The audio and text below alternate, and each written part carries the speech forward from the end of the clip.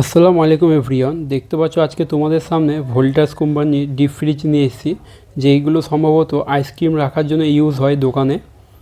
আর customer ফ্রিজের problem বলেছে cooling এবং বরফ জমছে না, কারণ ফ্রিজের চেম্বারে নাকি লিকেজ আছে, মানে কুলিং কয়েলটা। কাস্টমার আমাকে বলল যে আগে একটা টেকনিশিয়ান কিন্তু ঠিক করার জন্য এসেছিল। সে কিন্তু প্রথমে কাস্টমারকে বলেছিল তার ফ্রিজের এই কম্প্রেসারটি খারাপ, আর দেখতে পাচ্ছ কম্প্রেসারটি খুলে রাখা আছে। আর কাস্টমারের বাড়িতে কিন্তু আর একটা ডিপ ফ্রিজ ছিল খারাপ, কিন্তু ওই ডিপ ফ্রিজের কিন্তু কম্প্রেসারটি ঠিক ছিল। তাই ওই ডিপ ফ্রিজ থেকে খুলে এনে কিন্তু ওই টেকনিশিয়ান দাদা বা ভাইটা এই ফ্রিজে কম্প্রেসারটা লাগিয়েছিল বা ভিড়িয়েছিল। আর ওই টেকনিশিয়ান দাদা বা ভাইটা কিন্তু পুরো কাজটি কিন্তু কমপ্লিট করে গ্যাস চার্জ করে কিন্তু কাস্টমারকে ঠান্ডা দেখিয়ে গেছিলো। আর কাস্টমার যেটা আমাকে বলল যে ঠান্ডাটা কিন্তু একদিন হয়েছিল, একদিন পর কিন্তু আর কোনো ঠান্ডা বা বরফ জমেনি। তারপরে কিন্তু সেই টেকনিশিয়ান দাদাটা আরেকবার এসেছিলো এবং ফ্রিজটি চেক করেছিল। তো কাস্টমারকে বলে গেছে যে তার ফ্রিজের চেম্বার বা কুলিং কয়েলটা লিকেজ আছে। তাই কাস্টমার কিন্তু আর কাজটি করায়নি, তার কারণেই কিন্তু আমাকে ডাকা হয়েছে। তো এবার দেখা যাক আমি কাজটি সাকসেস করতে পারি কি না, বা আমি কাজটি ঠিক করতে পারি কি না। আমি কিন্তু প্রত্যেকটা পার্টস কিন্তু, যেহেতু একটা টেকনিশিয়ান বলে গেছে যে চেম্বার বা কুলিং কয়েল লিকেজ আছে, আমি কিন্তু তাই খুব ভালোভাবে চেক করব সব কিছু।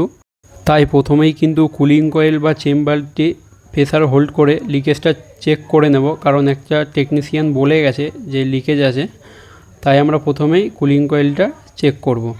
আর দেখতে পাচ্ছ এটা কিন্তু চেম্বার বা কুলিং কয়েলের দুটো মুখ, তো আমরা একটা মুখে কিন্তু ব্লিচিং বা ঝালাই করে ব্লক করে দিয়েছি, আর একটা মুখে দেখতে চার্জিং ভাল লাগিয়েছি। আর প্রেসার মিটার দিয়ে আমরা প্রেসার দিয়ে কিন্তু প্রেসারটিকে হোল্ড করে রেখেছি। আর তোমাদের বলি, আমি কিন্তু এই কাজটা কিন্তু রাতেই করে গেছিলাম, মানে প্রেসারটি দিয়ে গেছিলাম। আর রাতে কিন্তু আমি 350 প্রেসার দিয়ে গেছিলাম, আর এখন দেখতে পাচ্ছ 330 আছে। 20 ইয়ারের জন্য কিন্তু 20 মাইনাস খায়, ওটা কোনো প্রবলেম নেই। আর এখন আমি 100% বলতে পারি যে চেম্বার বা কুলিং কয়েলটি লিকেজ নেই। তাই সব টেকনিশিয়ান ভাইদের বলবো বা দাদাদের, যারা নতুন কাজ শিখছো বা কাজ করছো, তোমরা কিন্তু প্রথমেই একদম প্রপারভাবে বা সঠিকভাবে চেক করে নেবে। তারপরেই কিন্তু যে প্রবলেমটা হবে সেটা কাস্টমারকে জানাবে। আর তোমাদের যেটা বললাম ভিডিওতে, তোমরা তো শুনলে যে এইটা একটা টেকনিশিয়ান বলে গেছিলো যে লিকেজ আছে, আর আমি এসে কিন্তু চেক করে দেখি লিকেজ নেই। আর সেই টেকনিশিয়ানটা কিন্তু গ্যাস চার্জ করে একটা চার্জ নিয়ে গেছিলো কাস্টমারের কাছ থেকে। তো কাজটি তার কাছে কমপ্লিট হয়নি, তার উচিত ছিল কিন্তু ঠিকমতো কাজটি চেক করা। তো সে না চেক করেই কিন্তু কাস্টমারকে লিকেজ বলে গেছিলো। যেহেতু আমি এবার কাস্টমারকে বলেছি যে লিকেজ নেই, সেহেতু সে কিন্তু কাস্টমারের কাছে খারাপ হলো। এখানে কিন্তু আমার কিছু করার নেই। তাই সকল ভাইদের বলবো, যারা নতুন কাজ শিখছো, তারা আগে প্রবলেমগুলো ঠিকমতো চেক করে নাও, বা যে কোনো পার্টস তোমরা আগে ঠিকমতো চেক করে নেবে, তারপরে কাস্টমারকে বলবে। আর তোমাদের আর একটা কথা বলি, এসি বা ফ্রিজ যাই হোক না কেন, যখন তোমরা কোনো পাইপ কেটে রাখবে বা ঝালাইগুলো খুলে রাখবে, তখন কিন্তু অবশ্যই মুখগুলোকে ব্লক করে দেবে, স্পিঞ্চ করে হোক বা ঝালাই করে হোক বা টেপ দিয়ে হোক। তোমরা দেখতে পাচ্ছ আমি কিন্তু এটা টেপ দিয়ে ব্লক করেছি। আগে যে দাদাটা বা টেকনিশিয়ান যে এসেছিলো, সে কিন্তু কোনো পাইপের জয়েন্ট কিন্তু ব্লক করে যায়নি। তাই রাতের বেলা যখন আমি কুলিং কয়েলে লিক টেস্ট করার জন্য প্রেসার দিতে আসি, তখনই দেখতে পাই, আর তখনই কিন্তু আমি সুন্দরভাবে এইভাবে ব্লক করে গেছিলাম। আর তোমাদের বলবো অবশ্যই কিন্তু পাইপের মুখগুলোকে ব্লক করে দেবে। আর তোমাদের তো দেখালাম বা দেখতেই পেলে যে এই ফ্রিজের কুলিং কয়েল বা চেম্বারটি লিক নেই। তাই আমরা ফ্রিজের বাকি পার্টসগুলো ঠিকভাবে চেক করে নেব। বাকি পার্টস বলতে এই কম্প্রেসারটা আর এই ফ্যান মোটরটা আমরা ভালোভাবে চেক করে নেব। চলো এবার তোমাদের দেখাই আমরা কিভাবে ফ্যান মোটরটা আর কম্প্রেসারটা চেক করব। আর তোমরা দেখতে পাচ্ছ আমি যে তারটি দিয়ে কম্প্রেসার বা ফ্যান মোটর আর অন্যান্য পার্টস চেক করি, সেই তারটা দিয়ে আমি কম্প্রেসারটি চালু করেছি। আর তোমাদের দেখাই ডিসচার্জের প্রেসারটি, তোমরা দেখেই বুঝতে পারছো কম্প্রেসারটি চালু হয়ে গেছে, আর ডিসচার্জের প্রেসারটাও ঠিক দিচ্ছে।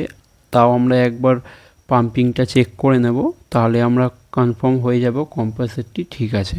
এবার ফ্যান মোটরটি চেক করব, তাই কিন্তু তোমরা দেখতে পাচ্ছ আমার চেক করা তারটিতে ফ্যান মোটরের দুটো পয়েন্টে আমরা কানেকশন করেছি, নিটল এবং ফেসে। আর আমরা ফ্যানটাও এবার চালু করে দিলাম, আর তোমরা দেখতে পাচ্ছ খুব সুন্দর কিন্তু ফ্যানটি ঘুরছে। তাহলে আমরা দেখলাম কম্প্রেসার এবং ফ্যান মোটর দুটোই ঠিক আছে। এরপরে আমরা ফ্রিজের যে কনডেনসারটা সেটা আমরা একবার চেক করে নেব। কনডেনসারটি আমরা লিকেজ চেক করার জন্য প্রেসার দিয়েছি, আর প্রেসার দিয়ে দেখতে পাচ্ছি এই জায়গাটা লিকেজ করছে, আর লিকেজের জায়গাটা দিয়ে তেল উঠেছিল, তার কারণে দেখতে পাচ্ছ তেল তেল ভাব হয়ে আছে। এবার তোমাদের দেখাবো যে এই টেকনিশিয়ান বা দাদাটি কম্প্রেসারটি খারাপ বলে গেছিলো সেটা আমরা চেক করব। আর তোমরা দেখতে পাচ্ছ আমরা লাইন দিলাম, লাইন দিয়ে দেখছি কম্প্রেসারটি চলছে না এবং শর্ট হয়ে আছে। তাহলে যে দাদাটা খারাপ বলে গেছিলো সে কিন্তু কাস্টমারকে ঠিক কথাই বলে গেছিলো কম্প্রেসারটি খারাপ আছে। দাদাটা যেইভাবে কম্প্রেসারটি চেক করেছিল সেইভাবে যদি কুলিং কয়েল বা চেম্বারটি চেক করতো তাহলে কিন্তু দাদাটা আর কাস্টমারের কাছে খারাপ হতো না। আর নতুন যখন কাজ করবে বা কাজের ক্ষেত্রে অনেক মানুষের অনেক কিছু ভুল হয়, আমিও যখন নতুন কাজ করতাম তখন কিন্তু আমার কাছে অনেক কিছু ভুল হতো, বাট সেই ভুলগুলোকে ঠিক করতে হবে। তাই তোমাদের বলবো যারা নতুন কাজ শিখছো তোমরা কাজগুলিকে বা প্রবলেমগুলিকে আগে ঠিক মতো চেক করে নেবে, তারপরেই কাস্টমারকে বলবে। আর মানুষ মাত্রই ভুল হয়, তাই দাদাটার বা টেকনিশিয়ানটার দোষ দেব না, কারণ কাজের ক্ষেত্রে ভুল হতেই পারে। আর কাজগুলি আমরা সঠিকভাবে করার চেষ্টা করব সবাই ইনশাল্লাহ। আর তোমরা দেখতে পেলে আমি কিভাবে সব পার্টসগুলো চেক করলাম পার্ট টু পার্টভাবে। তারপরে আমি কাস্টমারকে জানালাম এবং কাস্টমারের এই ফ্রিজটি ঠিক করতে যেই খরচাটা হবে সেটা বললাম।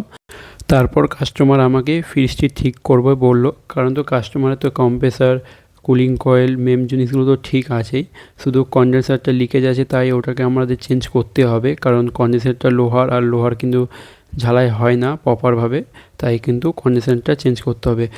আর দোকানটা কিন্তু অনেক ছোট, তাই কাজ করতে প্রবলেম হবে, তাই কিন্তু আমি কাস্টমারকে বললাম আমার বাড়িতে নিয়ে যেতে। আর আমার বাড়িতে নিয়ে যাব তার কারণ হচ্ছে আমার কিন্তু এখনও কোনো দোকান নেই বা ওয়ার্কশপ নেই। আমি কিন্তু কিছু কিছু যেই কাজগুলো সাইডে হয় না সেইগুলো আমি বাড়ি নিয়ে গিয়ে কাজটি করি, আর বাড়িতে কিন্তু আমার ওয়ার্কশপ মতো বা দোকান মতো করা আছে, তাই ফ্রিজটি আমার দোকান বা ওয়ার্কশপে নিয়ে যাব। আর দেখতে পাচ্ছ কাস্টমারের কিন্তু নিজের টোটো আছে, তাই কিন্তু সে টোটোতে করে আমার বাড়িতে পৌঁছিয়ে দেবে। আর তোমাদের নেক্সট ভিডিওতে দেখাবো আমার ওয়ার্কশপ বা আমার বাড়ির দোকানটা। আর কাস্টমারের দোকানের পেজটা অনেক ছোট বা জায়গাটা শর্ট, আর দোকানটা কিন্তু রানিং দোকান, তার কারণে কিন্তু এখানে কাজ করতে অনেক প্রবলেম হবে। তাই আমরা কিন্তু ফ্রিজটিকে আমার বাড়িতে বা ওয়ার্কশপে নিয়ে যাচ্ছি, সেখানে নিয়ে গিয়ে ঠিক করব। আর তোমাদের নেক্সট ভিডিওতে বা পরের ভিডিওতে দেখাবো আমি কাজটি কিভাবে ঠিক করব এবং আমি কাজটি ঠিক করতে পেরেছি কিনা, আমার কাজটি সাকসেস হয়েছে কিনা তোমাদের নেক্সট ভিডিওতে দেখাবো সব ইনশাল্লাহ। তাহলে তোমাদের সাথে পরের নেক্সট ভিডিওতে দেখা হচ্ছে। আসসালামু আলাইকুম রহমতুল্লাহি ওয়া বারাকাতুহু।